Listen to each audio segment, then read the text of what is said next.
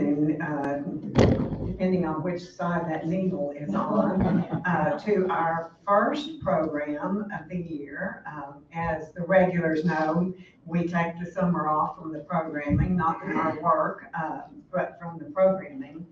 So I would like to begin today, as we normally do, by asking someone to lead us in the Pledge of Allegiance. And the flag has not moved this time. The last time I pointed to it, and there was a blank wall. So, all right, I have a volunteer. Well, I have two volunteers. All right, both of those. I pledge allegiance to the flag of the United States of America and to the republic for which it stands, one nation, under God, indivisible, with liberty and justice for all. All right, thank you so much. Yes. The next order of business is the approval of the minutes from our last meeting. And I see a lot of my age peers out there. The last meeting was in May. And if someone had asked me what I was doing last May, I couldn't tell them to save my life. But I hope you've had a chance to look at the minutes. I have to do one sad duty here, though. For those of you who were not here or not aware, our presenter from last May, Terry Diggs, passed away this summer. He had a very unfortunate accident. He was a very, very dear man, and he was a great friend of the Garland County Historical Society. So I have to say, as we approve the minutes, that we do a little remembrance of Terry and everything that he did for us. So if I could have a motion to approve the minutes. So moved. All right, I have a motion to approve the minutes. Do I have a second? I have a second. All in favor? All right, so next we will move along. I just have a couple of things to tell you. My fire of 1913. Can you go back one slide to the Hidden Hot Springs? That's on your. Oh, okay. Well, maybe. Could I go? Paul loves me. So how do I get back? Is it on? All right, well, I'll talk. For those of you who don't know, Paul's coming to the rescue here. Our major fundraising event for the year is on Sunday, a week from Sunday. And for those of you not familiar with it, I can't say that it's our third consecutive year because we had to skip the COVID year. But it's called Hidden Hot Springs. And during Hidden Hot Springs, we tour two houses of interest, of historical interest. And this year, the houses that we are touring are called the Sister Houses. And they're on Malvern Avenue, what is now Malvern Avenue, what I still call Malvern Road, which dates me a little bit. But if you can think about it, as you turn out today, if you go to the left, the gentleman who built the Myers house was quite an adventuresome soul, and he bought the acreage across from the country club to have a place to play golf.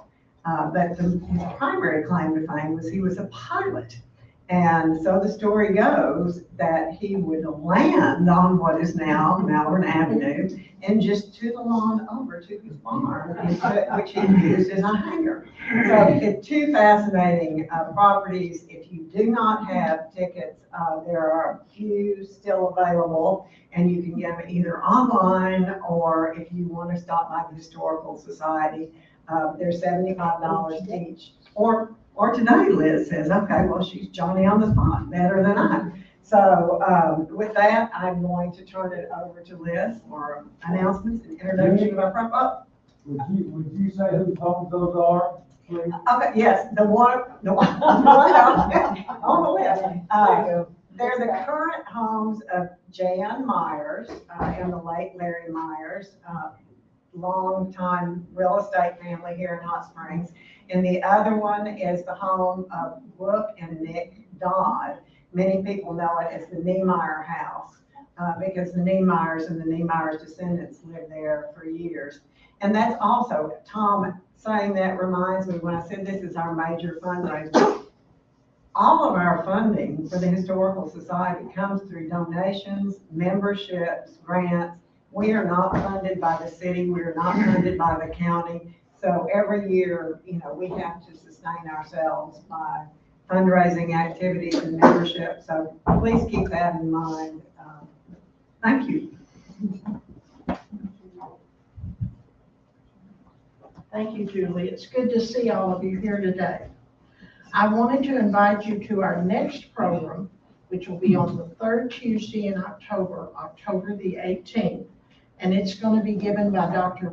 Bob Bailey of Animal Behavior Enterprises. How many of you ever were in the IQ Zoo or familiar with that? Remember the chicken walking the tightrope and the bunny? Well, you're familiar with some of Bob's work. He's one of the premier animal behaviorists in the world, and training animals for entertainment is just a small part of what he's done. Scientific research, unbelievable work for the CIA and the U.S. military. He's going to tell us about his fascinating career in life in October, so please join us. Now today we're very happy to welcome Mike Blythe. Mike's from Gurdon, but he's lived here for 44 years, so we can own him as one of ours. He's married to the lovely Jackie and is a proud parent and grandfather. He's retired from Entergy Corporation, but I like to think that he really started having fun in his life when he volunteered at the Garland County Historical Society. I can't imagine the society without him. He volunteers and helps so many people, at least 2 days a week, and often more than that. He contributes to our journal, and he is the author of the wonderful Then and Now, Hot Springs, Arkansas book. And I can't tell you, I wish I had $1 for every time we're looking at a photograph and wondering what the date is, or have a question about the building in that photograph, and then everybody's shaking their heads and the cry will go up. Ask Mike. And he either knows the answer or he will give himself no rest until he finds the answer. He's a treasure. And he's one of the nicest people on the planet. So please welcome Mike Blythe.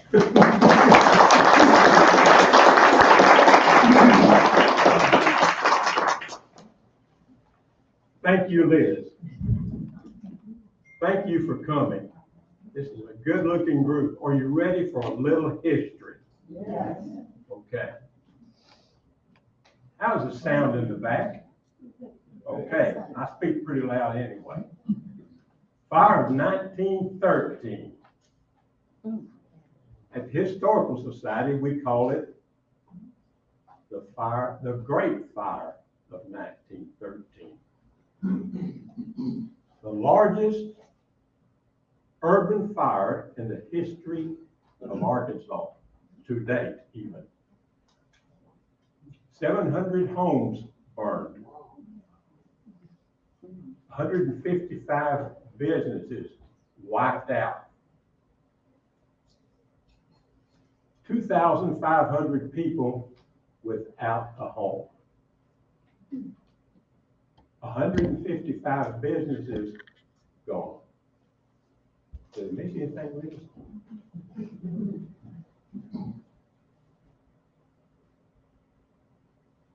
This program was given at the centennial of the fire of 1913.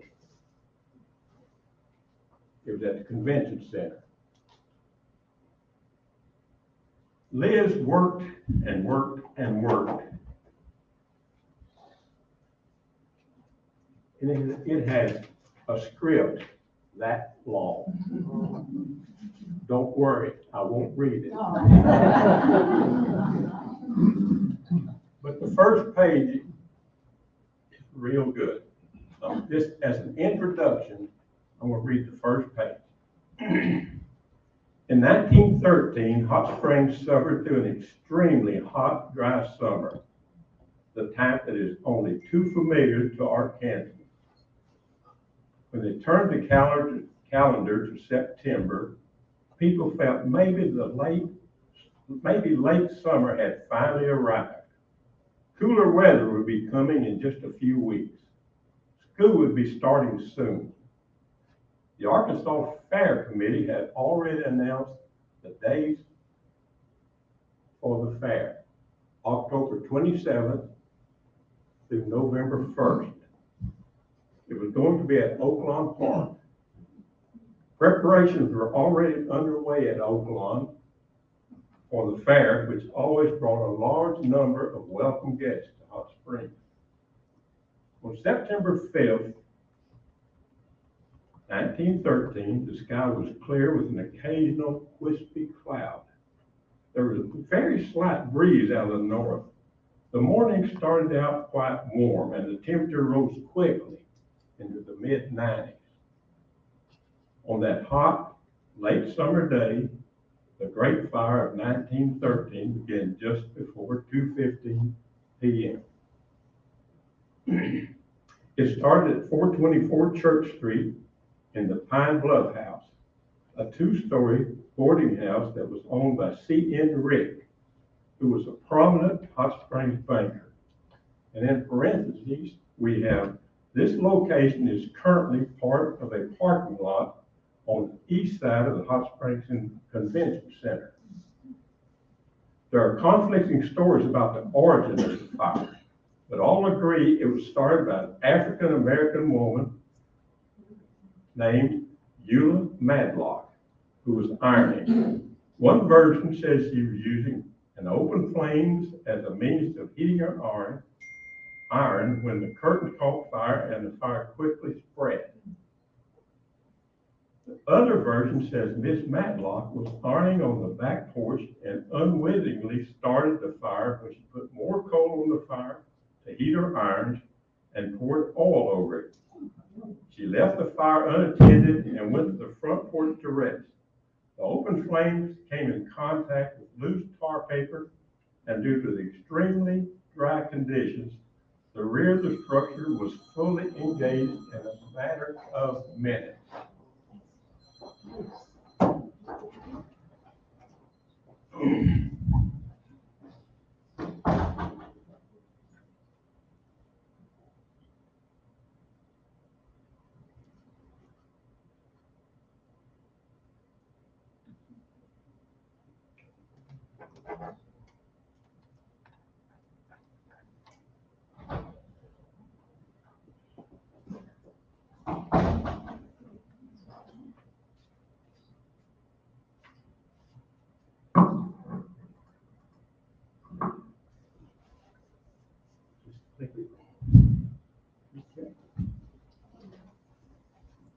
In 1913, this was the fire department.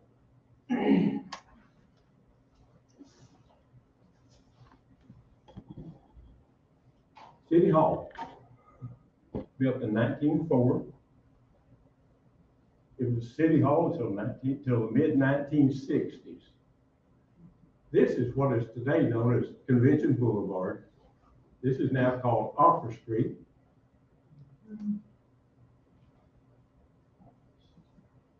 This is a dated photograph. You can see the date right here, April 30th, 1913. Hot Springs had one motorized piece of equipment, and that's it. The fire chief was Chief Higgins. Chief Higgins had been on the job just a few months. He had 19 men. This was the main station. They also had one up on Whittington on the south side of the Presbyterian Church.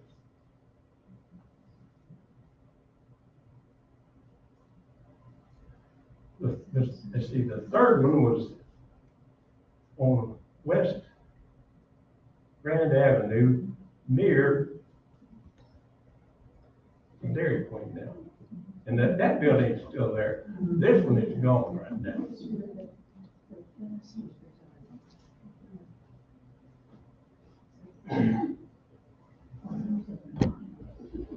I became interested in locating the exact spot where this house was located. We knew it was 424 Church Street, but we didn't know the exact location.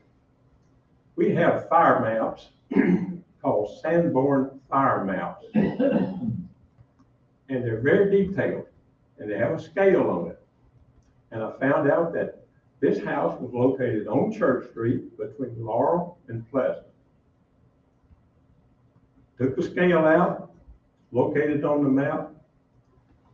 I got with Steve Harrison at the convention center. He and I went out there with a measuring wheel, and we located the exact spot where the house was located. Steve was interested in putting a plaque up there. Our executive director also was interested.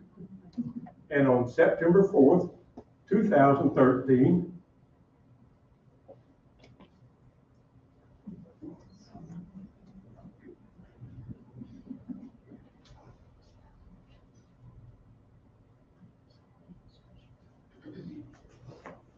we had a dedication.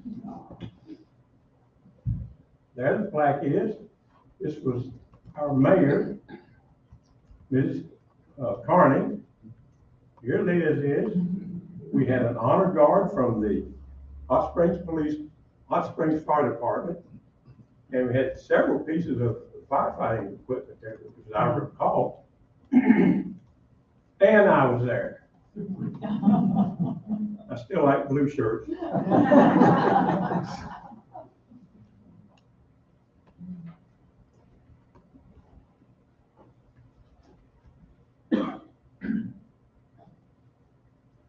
I saw Steve Harrison at church Sunday. I said, Steve, has the tree covered the plaque? He said, oh no, we keep it trimmed back, so I'll have to go check on it. You can see how close it was.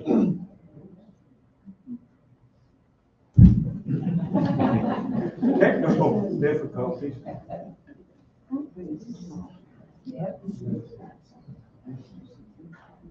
Need you to stall for a minute. Is there anyone in here who have talked with people who actually witnessed the fire?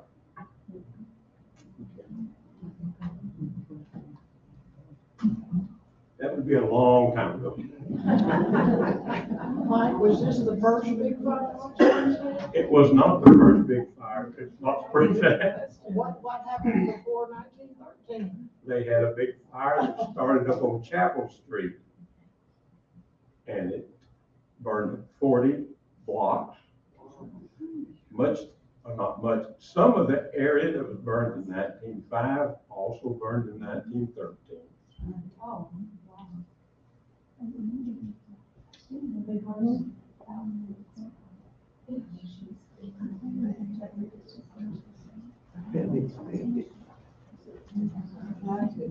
Oh, Bible answer, yeah. What was your question?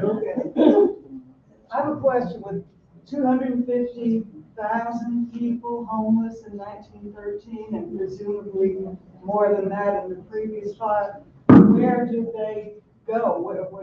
Was the Red Cross operational, that they brought in tents or anything like that? I'm going to cover that. It was 2,500 people. But yes, that's a good question. And I will cover it at the end. If not, you tell me that. Well, I was hoping you could vamp a little bit. That's good. FEMA did not rush in with millions of dollars in grants.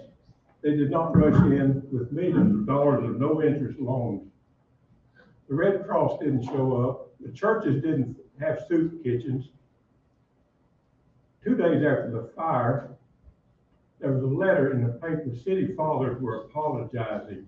They were actually going outside the city and asking for help. They eventually raised around $25,000. To be continued.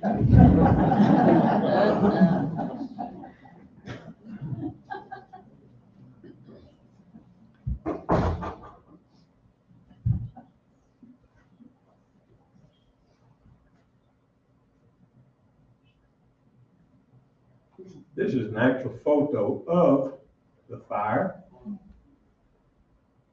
We see some firemen and some civilians over here assisting, putting water on it. The fire chief realized immediately that he had a real problem because it spread to this house. This was owned by Dr. Wade, Hot Springs' first African-American physician. He may have lived upstairs, his office may have been here. Anyway, it was totally destroyed too. So the chief called for backup from the other two stations and they responded pretty quick.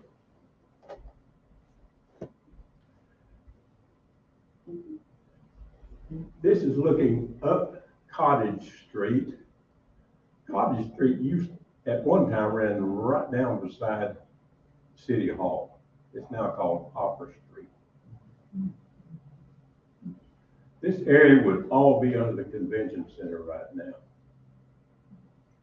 This is Benton Street.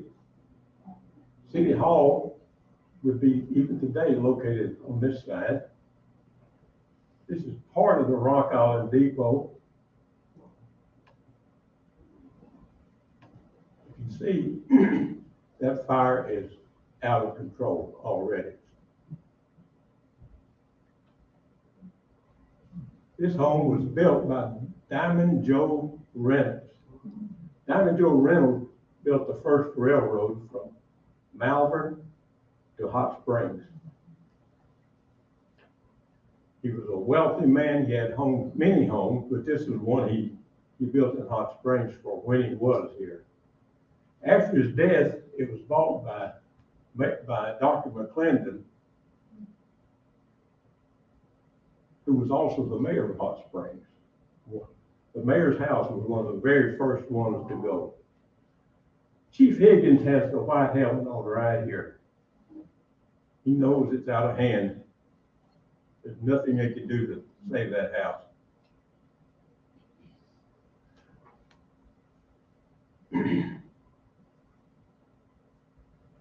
In the area north of Malvern, probably 98% of the houses were wood with wood shingle roofs. And the backyards were barns, outhouses, chicken houses, storage buildings. Some of the houses were so close that the rafters were almost touching. It was a recipe for disaster. We're looking east from, this would be Benton Street, Conventions Boulevard right here. Looking east, the power plant was at 324 Malvern Avenue, exactly the same place where APNL/Entergy building is now. The fire is coming across Malvern Avenue. When the generator building burned, the lights went out all over town. And at that time, there was no interconnection as far as electric companies. When you went out, you were out for a long time. This is a view behind Citizen Electric Company. This is the Iron Mountain Depot. We're going to come back to it in just a minute.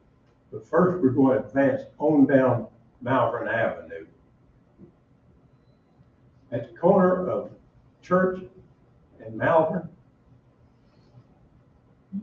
there's a parking deck there now. Was the Crystal Bathhouse. It was brick, substantial, fairly new. It burned in a hurry.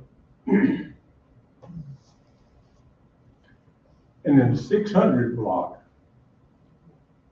a major hotel built in 1891, the Park Hotel, 275 rooms. It had a large ballroom. It had a casino. It had a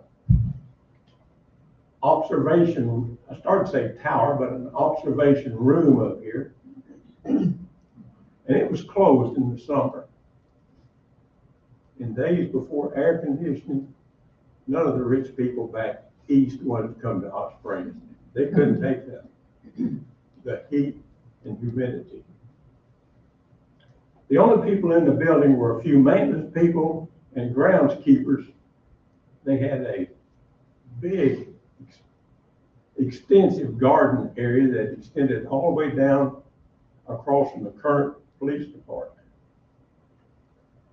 In an hour and 15 minutes after the fire was reported, this building was on fire at 3:30.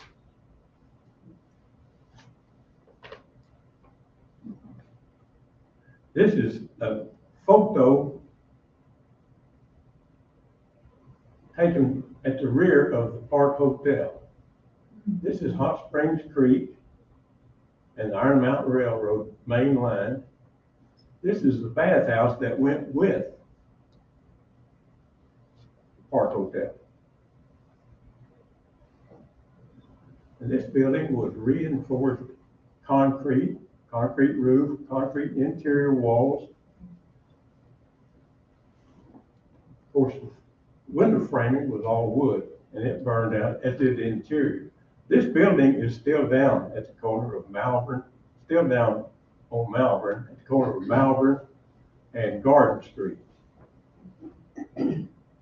For years and years, it was called Murphy's Garage, Murphy's Blacksmith Shop. We're back at the Iron Mountain Depot. Beautiful building, built in 1900.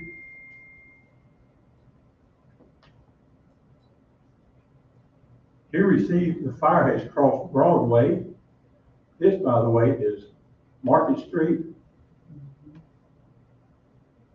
Over here at the location, the old location of Washita Hospital was a sanitarium called the Ozark Sanitarium.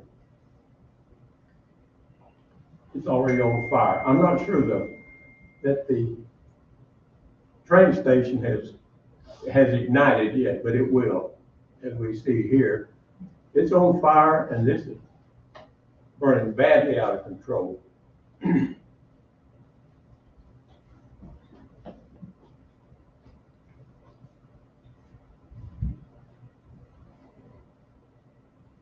Hot Springs has a modern high school, considered to be the best in the state. Built around 1908, beautiful structure. It was across the rail yard of the Park Hotel. The wind was blowing toward the west. The fire came across the rail yard, the roundhouse, the turntable, repair facilities, freight offices, all burned. The fire climbed the hill behind the school, and the building that they thought might be fireproof wasn't.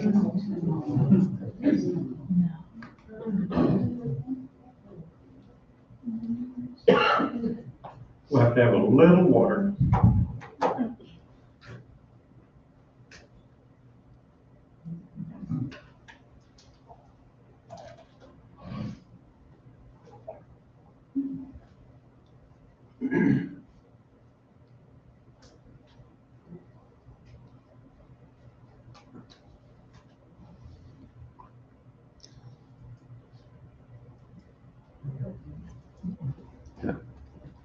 Are you left clicking?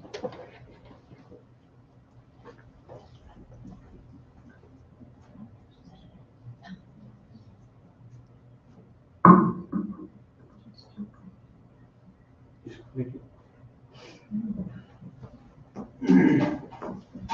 Central Methodist Church.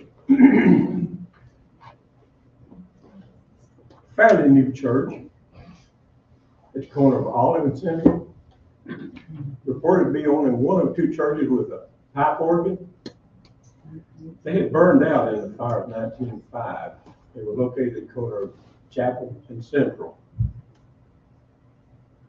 And this would also be totally destroyed.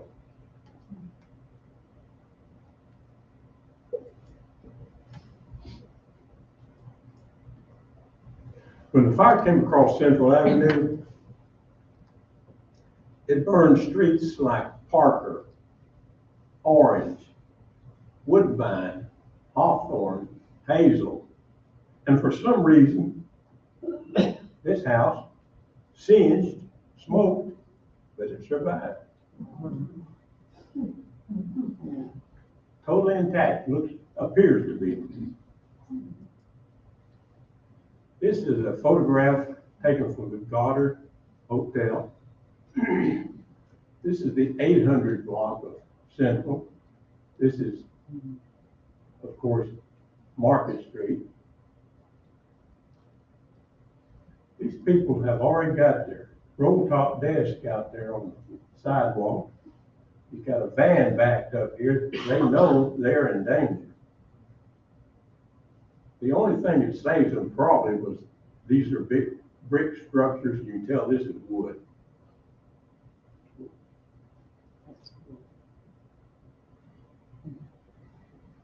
And this shows it in flames. This is what we now call Como Square. It's not square, Howard. It's a triangle. This is a billboard, double billboard. It looks like a building, but it's a double billboard that's on fire. About this time, a train arrived from Little Rock. It had the governor, the mayor of Little Rock. It had 15 firemen, 1,500 feet of hose. It had everything it needed. I mean, the cavalry had arrived, right? Wrong. By this time, there were so many buildings had been destroyed. So many water pipes had been broken. Water was spewing everywhere except out the end of the fire hose. Lack of water was a big problem. One other small thing, their couplings on the hose did not fit Hot Springs fire plant.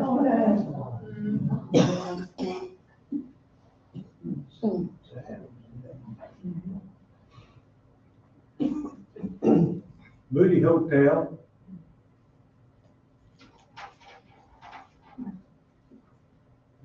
Hamp Williams Hardware, and here's the ruins of the Garland County Courthouse. This is Washita, and this is Orange Street.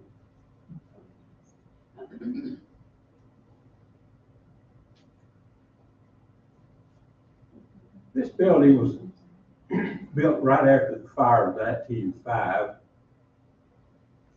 called the New Lindell Hotel. We're looking down Washita toward Central.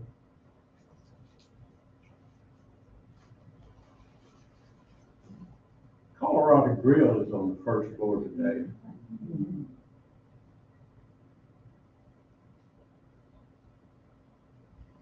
Moody Hotel. The ruins, and this man has got a peanut popcorn business, and he's probably racking up the money. The Iron Mountain Railroad actually brought people in just to see. They ran special trains just to bring people in to look at the ruins.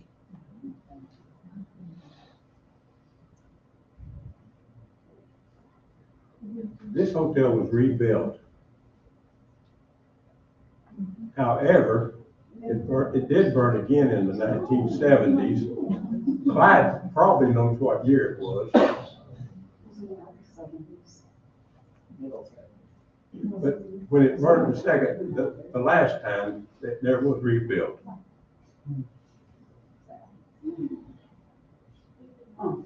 Here's Hamp Williams hardware store, 400 block of Washita. Total loss, the newspaper quoted $80,000 as a loss. It'd be 50 times that now probably. Not only did he lose his business, his house around the corner on Hawthorne Street, two-story house, he lost it also. But don't feel too sorry for him. He got the Ford Automobile Agency. He built a business across the building across from the courthouse, and he had his Ford agency in there, and he made a lot of money selling Model Ts and Model A's. Hamp Williams died in 1931. The courthouse, this was built in 1905. This is the courthouse old.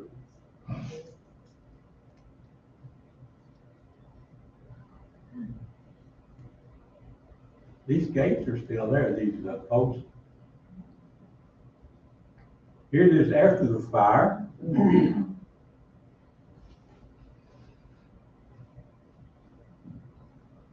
Ed B. Mooney was a contractor in Hot Springs, and he told them,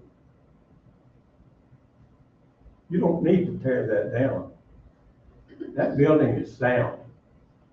You just need to put new floor in, put a roof on it, and it'll be in shape. That's what they did, and he must have been right. It's lasted 109 years. Here's a National Guardsman, standing guard. They brought two companies of National Guard in here on a special train Sunday night after the fire. One company from Conway and one from BP.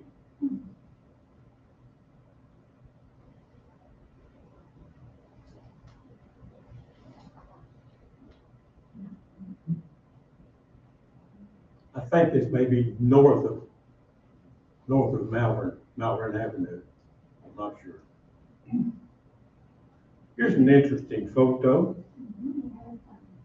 Clyde Covington. No, he's not the baby in the picture.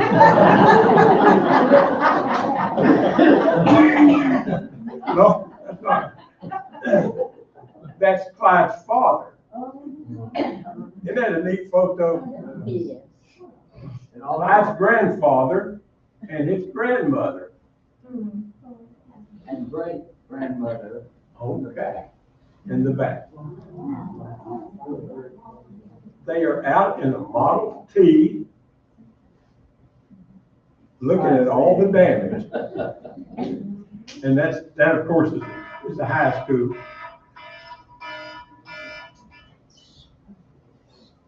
Great photo. Power plant on Malvern Avenue was destroyed, as I mentioned earlier.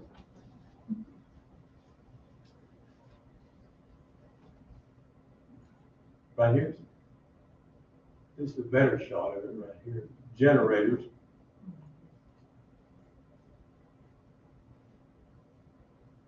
They ordered a new generator and temporarily set it up at this location and ran lines to the customers that could take electricity.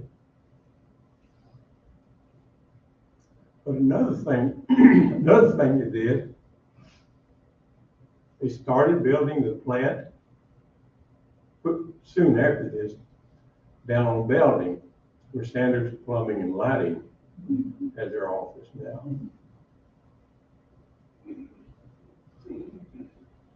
And they had that up operational by summer of 1914. This shows the devastation south of Market Street. Pretty well wiped out everything all the way down to Grand. It did not across Grand Avenue.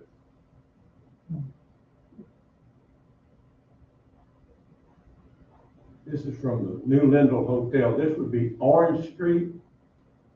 That would be Woodbine. This is probably Grand way over here, and maybe Central. The Avondale Motel would be located in this area right here.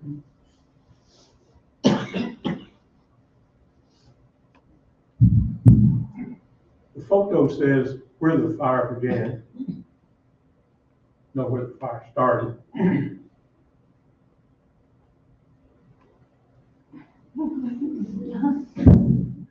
When they brought the National Guardsmen, they brought a big supply of tents. But the state of Arkansas did not mean for people to keep them. They said, just take care of them. We'll be looking forward to getting them back. Some of the first businesses that opened in tents were bars. There was a lot of criticism, in the paper. Hamp Williams even opened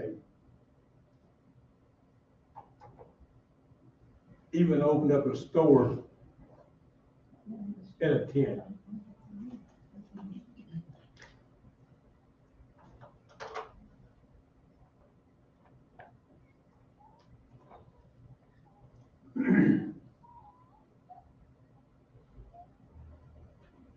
Hot Spring Street Railroad,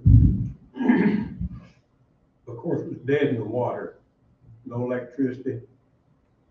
They had some old trolleys back in the early 1890s, and they were kept stored in a facility directly across the street from the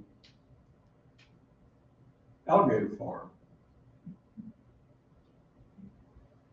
They dusted them off, hired some mules, hired some drivers, and they had transportation. It was slow, but they kept the fare 5 cents. And here's another one on at front of the Park Hotel.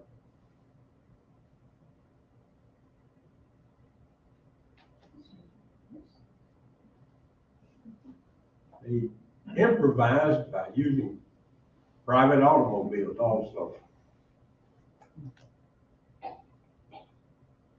And they pressed into action Cooper Brothers Stagecoach.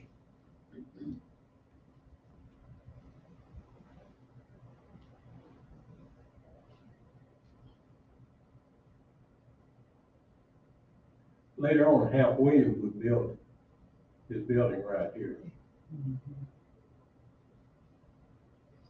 Oak Street High School. I kept wondering why I put this at the very end, and then I remembered there's a little story about how they got school cranked up. It was a week or so late, but if you remember, before air conditioning, school started later in September. The high school students took over the top floor of Jones School. And the grade school kids on the first floor, there were so many of them that they had to have a split shift. Part would go in the morning, part in the afternoon. And also, the school district rented a few houses around to have classes in. The black students had school in some churches, as I understand it.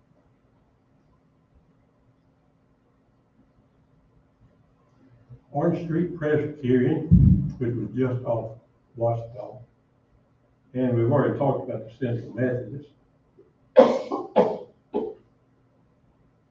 This is looking across the rail yards from Orange Street.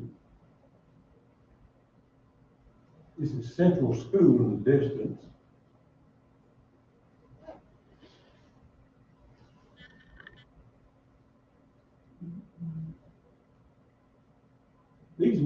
cleaning bricks, you can imagine they had a real supply of bricks. You could take a hammer or a hatchet and get the old mortar off, and they could be reused.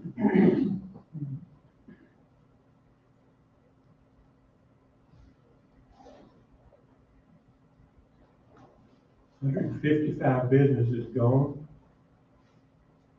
Services were wrecked. I look at this photograph. You're looking down on the top of a utility pole that's probably 35, 40 feet tall. There's not a building behind the old power plant where they could make this shot. Do you think it was a drone?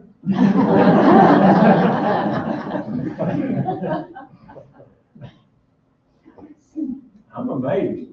You can see Malvern runs along here. And look at the devastation. But much of Hot Springs was untouched. The newspaper article back east made it sound like the whole town was gone. And Hot Springs Chamber of Commerce, or Businessmen's League, immediately sent out releases that Hot Springs was open for business.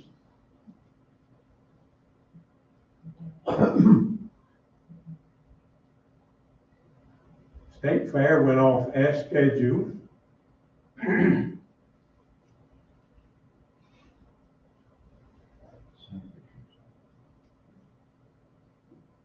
Courthouse open. Eddie Mooney, as I said earlier, rebuilt the courthouse, and he also took care of this tree. And there it is in 2013. Now, anyone's familiar with this tree knows that a big limb has fallen off right here. It's not near as beautiful, but in 2013, it was a gorgeous tree. We'll back up one. This is the area of Church Street. It finally burned out. I don't think that the firemen had much luck at putting it out. It finally burned out, according to the newspaper, at Rose and Prospect. But really, there was no real damage on Prospect. And the reason today we have so many beautiful homes on Prospect is because it was not really touched that much. The fire of 1905 touched just a little bit of the lower end of it, but the fire of 1905, it may have got one house. But that's the reason we have so many beautiful homes up there. Now, the aftermath, as I said before, FEMA did not rush in at all. The Red Cross did not rush in. And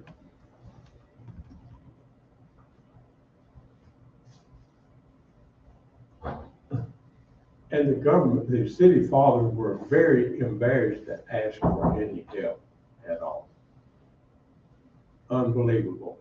Even the tents that were loaned to people were picked up and taken back to Little Rock.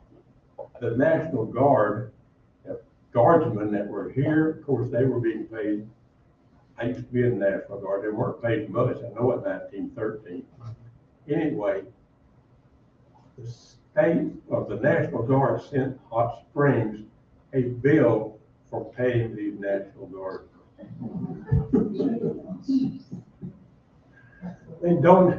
The donations did come in. Little Rock, to their credit, gave a major part of the money that was collected. I mentioned earlier it was $25,000, and they doled it out $2 and $3 at a time.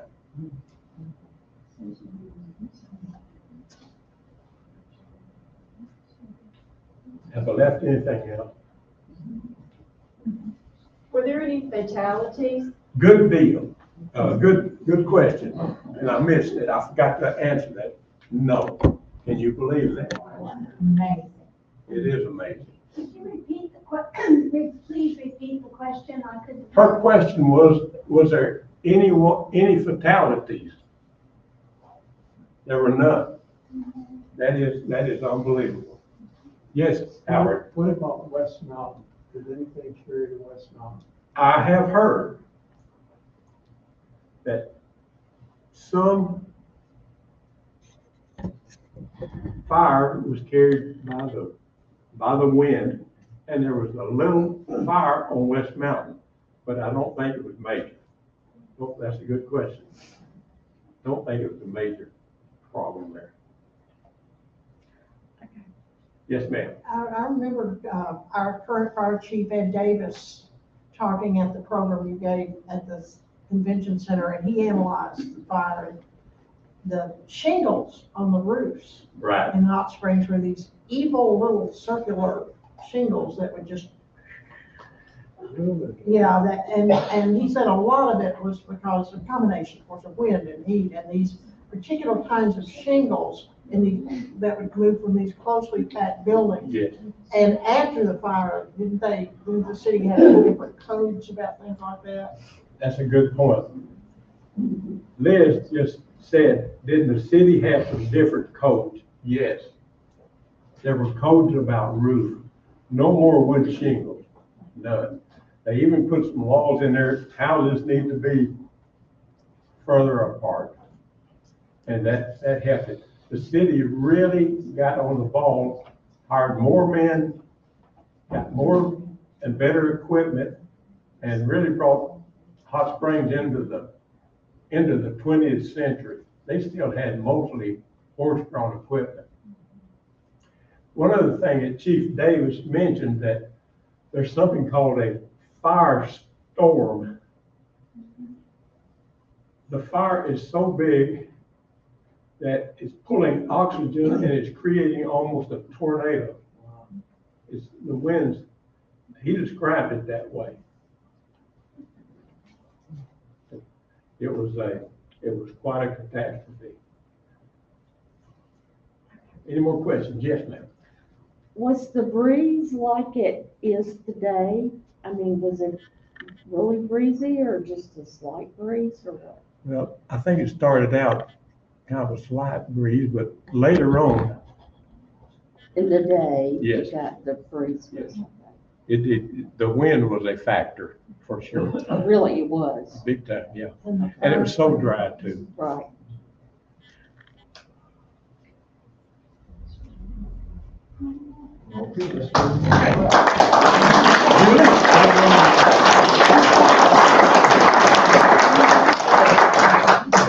Thank you, Mike. That was great. I enjoyed it, every second of it.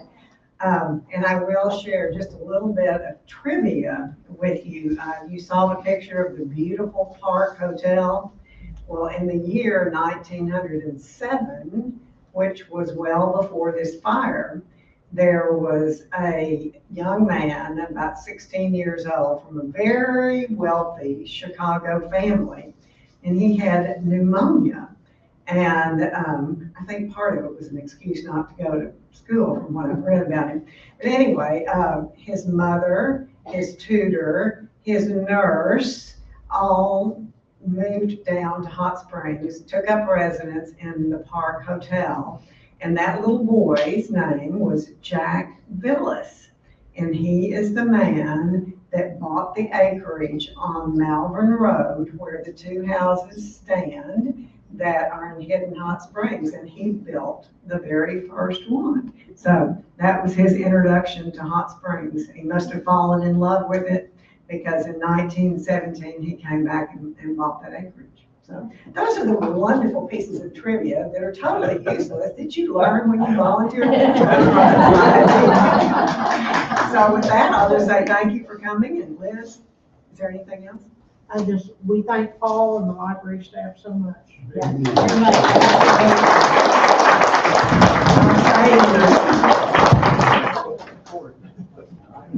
Yeah.